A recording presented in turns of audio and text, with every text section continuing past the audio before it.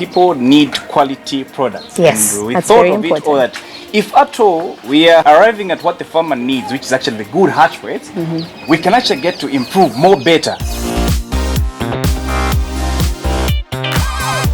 Deep in the heart of Africa are stories left untold, successes drowned by the world's cold, winners not seen by the naked eye, that have flown the flag of brilliance way up high. We're here to share these stories, changing one life at a time. Journey with us as we tell the untold stories of Africa.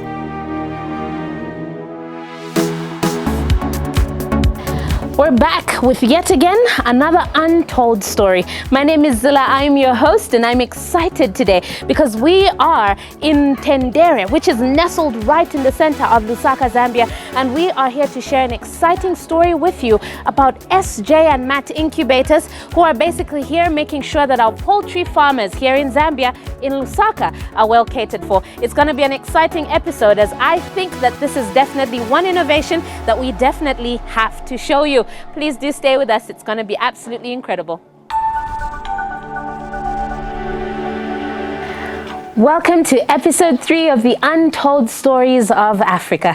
I did say we were in Tendere visiting SJ and Matt Incubators, and I think it's very, very, very exciting that today we visit innovators that are walking us through the process of how they actually create an incubator from scratch. I'm joined by George and by Matt, who are the proprietors of this brilliant innovation, and I'm so excited to have them because I think it's something that you see a lot of this stuff, but to be able to actually see the making and know some of the people behind some of the products, I think is absolutely incredible. So poultry farming is definitely your biggest client. Poultry farmers are your biggest clients, isn't it? Yeah. So tell me a little bit about how you arrived at coming up with this product. What exactly goes into it? I don't know if it's going to be Sir Jing that goes first or it's going to be Matt, but please walk me through it. Okay, yeah. The first time we started using a fridge to make an incubator. Then after making that fridge, we put in some eggs. Then we saw that some hatchings were quite impressive. Then we sat down with George, which is Sir Jing, and said, I think we can start making these things. If we can develop our own bodies, make them neat, make them attractive, then clients will be attracted. Yeah, so that's how we started. Then our first piece we made was a 1,056 capacity. Oh, wow. Then we loaded about close to 100 eggs, and the hatching was very good. We had about 98% hatchability. Oh, wow. Okay. Yes. Okay. That's fantastic. And I mean, so for how long have you been working on this project? Because I know practice makes perfect. Right. So you've definitely been improving and evolving as time goes by. And compared to when you started to where you are now, tell me a little bit about your journey and what the product looks like. If you see your first one and the ones that you make now, how does that make you feel? Okay, initially from the first start, we were building up, and really is actually where people need quality products. Yes, and we that's thought very of important. it all that if at all we're arriving at what the farmer needs, which is actually the good hatch weights, we can actually get to improve more better. We had to make sure we put in our minds, we work on the quality, and actually this time around, if you try out SJ Match Incubators, we produce the most quality incubators, and actually hatch weights are very, very good. Oh wow, that's fantastic. So how many incubators on average do you get through in making in a week?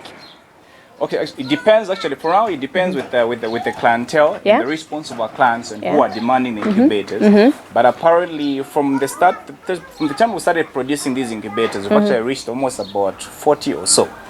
The ones that supplied countrywide. Oh wow. Okay, so from the moment you have your raw material, you have everything that you need, it's all laid out. How long does it take you to fully assemble one incubator? Okay, yeah. This time around, since we are improving and the quality is quite good, and we have gained some experience, at least it usually takes about 4 or 5 days. Okay. We are done. Okay. Because it including the painting, the wiring, everything. Yeah. So to give it enough time, and that's perfect. So 4 to 5 days, meaning in about a month, if you had 4 orders, you can execute them. Straight away. Even 4 orders at a go, we finish them within a week. Really, like at a go. Exactly. Oh, that's incredible. Exactly. And how many people do you have in your team? I know you don't work the two of you. I know you have a great team that is working with That's you, very and there's many hands that are there just kind of supporting and encouraging you. Okay, besides our profession, because we usually teach at NRDC, Oh, besides nice. our profession, that we had to engage some people to actually be helping us, because we can't be managing on day-to-day basis. Actually, we are on the ground ourselves. Yes, No, yes. because of co-responsibility the other side, we had to engage some people. I think we were about almost 6 or 7 of us. That's a fantastic Exactly. team. That's a fantastic team. And what exactly do you hope to contribute to the poultry farming in the country? I know so far you say you've delivered about 40 incubators from the time you started. Where do you see yourself going in terms of production, but also in terms of, adding that drop to the poultry farming, to even just farming as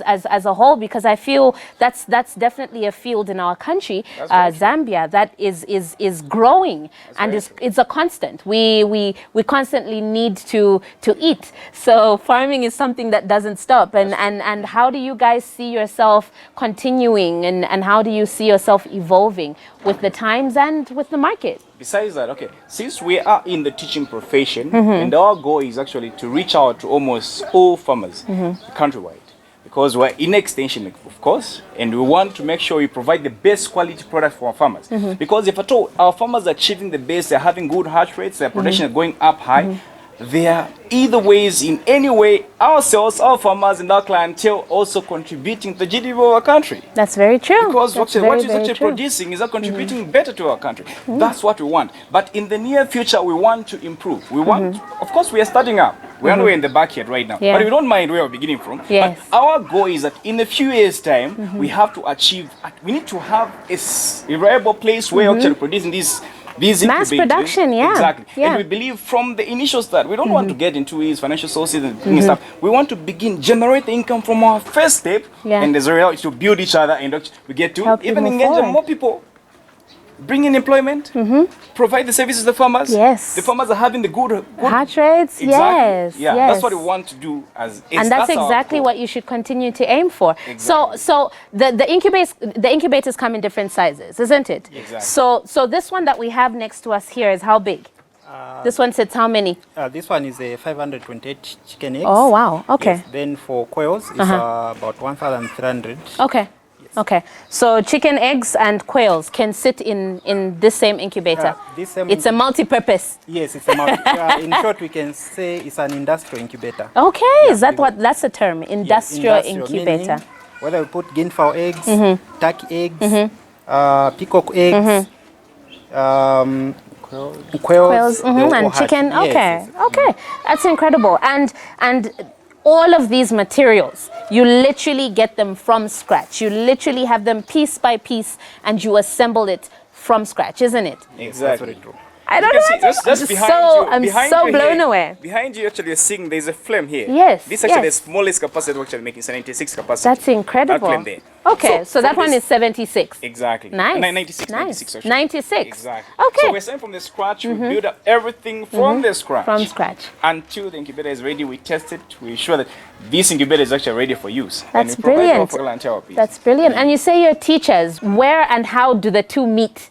In terms of your innovation, your business, your entrepreneurial aspect, but even as a teacher, where do the two meet in terms of how the ideas are married? Okay, the good part is that we are in the same profession. We are animal scientists. Aha! And there we the go. So that's where it came from. Yeah, our foundation began way back. We were in college together. Yes. We finished college together. Yes. We started work together. Yes. At the same day, until now, we're at the same place. Yes. We're like, no, we can't. We can't just be sitting around just waiting for the salary to come in and the month. We can actually do something better for ourselves and for the nation at large. That's very true. Because if at all our own personnel actually producing this locally, people will get to appreciate. Our farmers will get to improve. And moreover, the people that we're teaching, we're teaching people in the field, and ourselves also, we're like, these people that want to put in the fuel. Let's also educate our farmers by providing the best quality services. Yes. Somebody needs not to travel outside the country to go buy an incubator. Yes, of course. We can actually do it ourselves, locally produce it for our farmers. So tell me about pricing. Someone's gonna see the incubator and think, oh, I can't afford it. It must be very expensive. Tell me a little bit about pricing. And because I mean, there's so many young farmers, there's so many young people that would like to get into different aspects of business that might involve your incubators. So how do you encourage them to give you a call? How do you not scare them away with the pricing? And, because these days pricing is everything. So tell me a little bit about how you price your product and how affordable it is for the average poultry farmer. Okay, Bongo. Okay. Yeah. Actually, the pricing is just okay because the incubators are very much affordable. Nice. Because the smallest capacity, which is 112, the price is 3,000 kwacha. Oh wow! And that one is very, very much affordable. And when you were to go around in Zambia, you find that we are the cheapest. And the good part is we are supporting our farmers.